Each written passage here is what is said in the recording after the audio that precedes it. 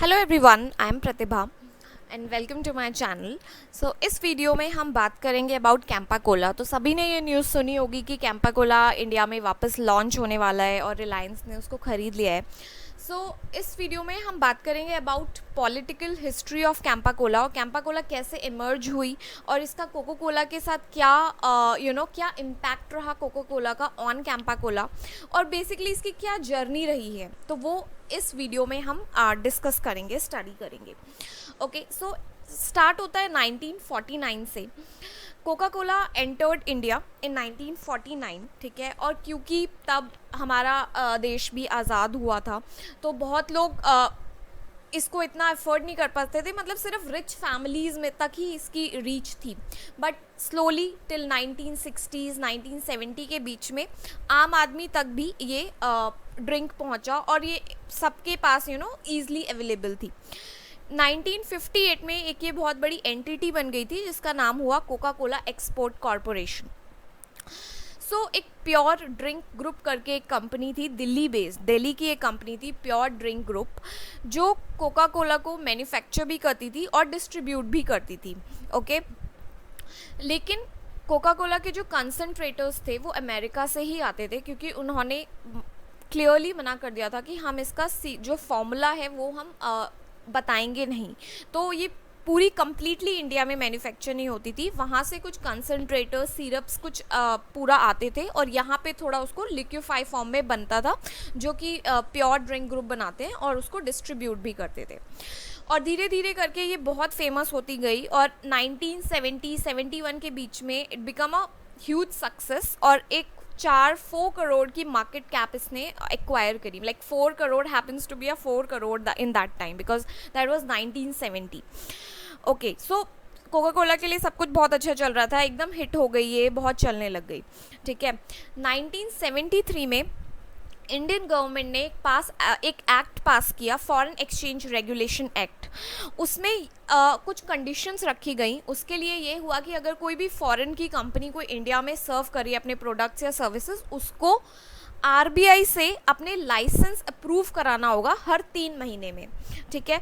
RBI से licence approve कराना है हर फॉरेन कंपनी को 3 महीने में। और उसकी 2 कंडीशन रखी कि हर फॉरेन कंपनी का 60% शेयर इंडियन कंपनी में रजिस्टर होना चाहिए और उसका सेकेंड कंडीशन ये थी कि जो भी उसका टेक्निकल नॉलेज है उसकी, कि वो कैसे बनता है या जो भी उसका प्रोसेस है, वो इंडियंस को, मतलब जो भी उसको डिस्ट्रीब्यूट कर रहा है या जो भी उससे डील कर रहा है उसको बेसिकली बताना है। ऐसा नहीं, मतलब कुछ भी सीक्रेट नहीं होना चाहिए, मतलब India should know the process of manufacturing of that product.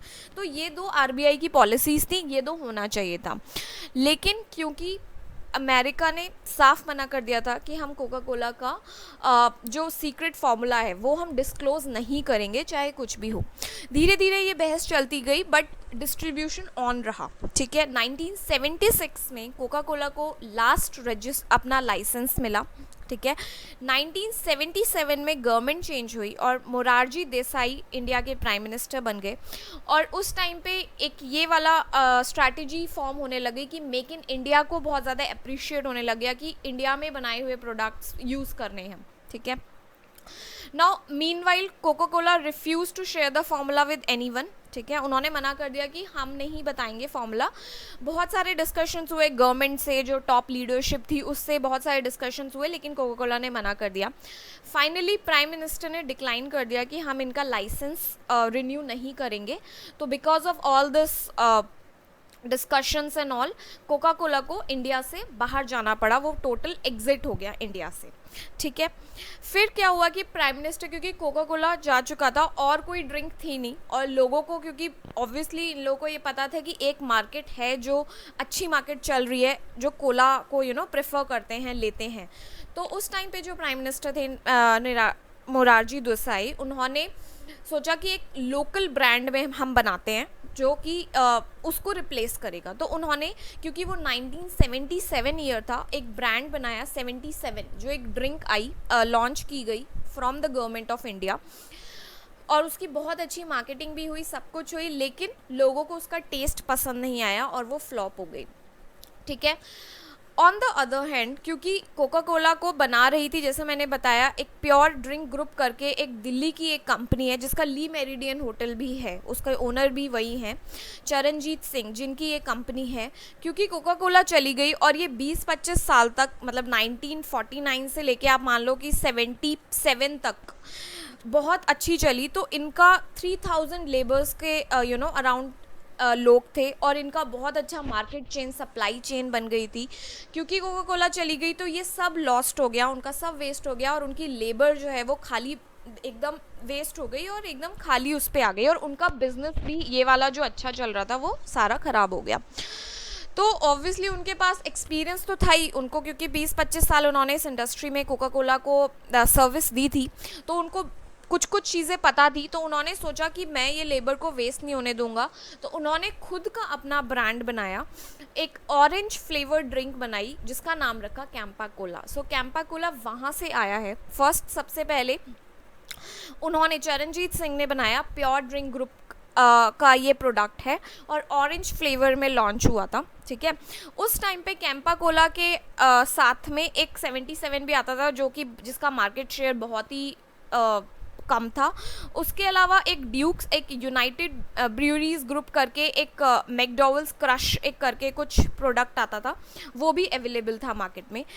So from 1983 से लेके 1992 में, मतलब इस ईयर में कैंपा कोला बहुत ज़्यादा हिट रही और उसने बहुत ज़्यादा बिजनेस किया and it capture the whole market share. मतलब कोला में सिर्फ एक कैंपा कोला ही सबसे ज़्यादा फेवर हो गई थी और लोगों को बहुत पसंद आई।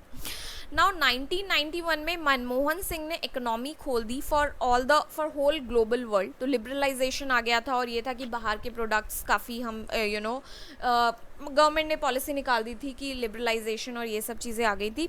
तो अब बिकॉज ऑफ दिस 1992 में कोका कोला और पेप्सी भी वहाँ पे तब लॉन्च हो चुकी थी बाहर, तो कोका कोला और पेप्सी दोनों इंडिया में वापस आई क्योंकि बहुत हाई मार्केटिंग स्ट्रैटेजी हुई इनकी, और इवन जो हाई सेलिब्रिटीज़ होते थे, सलमान खान, शाहरुख खान, वो उनके एड्स करते थे और उनका टेस्ट भी अच्छा था। तो उस वजह से कोका कोला, पेप्सी वाले जो ड्रिंक्स हैं वो बहुत फेमस हो गए और धीरे धीरे ये हुआ कि लोग उस पर स्विच कर गए और कैंपा कोला की सेल धीरे धीरे कम होने लगी। ठीक है, और ऐसा हुआ कि धीरे धीरे इतनी कम हुई कि बंद ही हो गई। सो इन 2001 कैंपा कोला के जो प्लांट्स थे, ऑफिसेस थे, दिल्ली में हैं, सीपी में हैं, ओखला में हैं, नजफगढ़ में हैं, वो सब बंद हो गए, उसके ऑफिसेस बंद हो गए, जो बॉटलिंग प्लांट्स थे वो सब बंद हो गए। ठीक है, वो सिर्फ हरियाणा में रूरल एरियाज़ में कहीं कहीं पे मिलती थी और 2012 तक वो पूरी फेड हो गई, उसका नाम ख़त्म हो गया, मार्केट शेयर ख़त्म हो गया। और कोका कोला और पेप्सी ये सब पूरा इंडिया पे रूल कर गए, बहुत सारे हो गए और इनके और अदर ब्रांड्स भी आने लग गए। नाउ क्योंकि कैंपा कोला एक समय पे बहुत ज़्यादा फेमस थी और इसको द ग्रेट इंडियन टेस्ट के नाम से बोला जाता था क्योंकि ये लोकल, क्योंकि इंडिया में ही मैन्युफैक्चर हुई, चरणजीत सिंह ने, प्योर ड्रिंक ग्रुप ने इसको बनाया था, तो इसको एक ग्रेट इंडियन ड्रिंक करके मार्केटिंग करते थे इसकी, क्योंकि इसको एक नेशनलिज्म, एक नेशनल प्रोडक्ट माना जाता था जो कि फेमस हुआ था बहुत ज़्यादा, तो माना जाता था। But because of other foreign products it got faded away. So now in 2022 क्योंकि Reliance group is looking for expansion और उसको बहुत ज़्यादा एक्सपैंड करने का है, तो जो रिलायंस रिटेल ग्रुप की जो हेड हैं ईशा अंबानी, उन्होंने ये डिसाइड किया कि इस चीज़ को, क्योंकि उन्होंने ऑब्वियसली वो तो लीडरशिप लेवल पे हर चीज़ स्टडी करते हैं, तो उन्होंने देखा हुआ कि okay it was a success उस टाइम पे, तो देन ऑब्वियसली वो देख ही रहे थे कि एफएमसीजी में कुछ ऐसा प्रोडक्ट मिल जाए जिससे वो और एक्सपैंड करें, तो उन्होंने इसको एक्वायर किया है 22 करोड़ का and then they are looking forward to make it a big success in the future. तो अब ये लॉन्च होने वाली है इन फ्यू मंथ्स और obviously they have strong marketing strategies क्योंकि उन्हें बीट करना है ऐसे ड्रिंक्स से जो कि बहुत फेमस हैं और जिसको रिप्लेस करना बहुत मुश्किल है। So obviously they will have a big marketing strategy, वो करेंगे और ऑब्वियसली बड़ी कंपनी है तो अच्छा ही करेंगे। सो ऑब्वियसली विल सी कि ये प्रोडक्ट कैसा काम करता है और जो इसकी इम्पॉर्टेंस थी, जो ग्रेट इंडियन टेस्ट इसको बोला जाता था, वो अब वो वापस उतना उसको इम्पॉर्टेंस मिलेगी या नहीं। सो ये एक जर्नी थी कैंपा कोला की फ्रॉम 1949 से लेके 2022 की, बिकॉज कोका कोला को एग्जिट करना पड़ा of because they don't want to disclose their formula, and government ने ऐसी पॉलिसी रख दी थी कि तो आपको टेक्निकल बताना ही पड़ेगा कि इसका क्या फॉर्मूला है। तो बिकॉज उन्होंने बहुत सारे डिस्कशंस के बाद भी पता नहीं किया, तो कोका कोला को एग्जिट करना पड़ा और लोकल ब्रांड बना जो कि बहुत फेमस हुआ। बट आफ्टर दैट फिर लिबरलाइजेशन आया इन 1992, और फिर से ये कोका कोला और पेप्सी वापस आए और फिर ये दोबारा से डिसअपियर हो गई मार्केट से। सो ये इसकी हिस्ट्री है। Yeah, so I hope you guys like this information, and please subscribe to my channel, and I'll see you guys in next video. Bye.